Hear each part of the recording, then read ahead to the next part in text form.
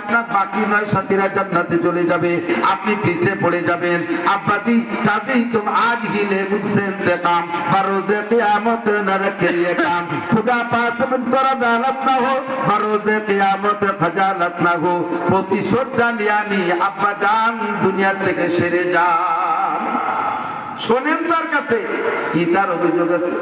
হযরত ওমর বলতেছে, বাবা আমার সেন্টিমেন্ট গরম হয়ে গেছে, মাথা গরম হয়ে গেছে, আমি আর এখন স্বাভাবিক মেজাজে শুনতে পারবো না, তুমি একটু শোনো।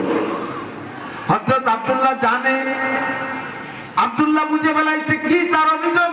ইচ্ছা করলে বলতেন, ভাই তোমার অভিযোগ চলো ঘরের মধ্যে দিয়ে শুনি। তা না বলে যেহেতু লোক সমাজে ভরা মসজিদের মধ্যে অভিযোগ করেছে, এই অভিযোগের সমাধান এখানেই হইতে হবে।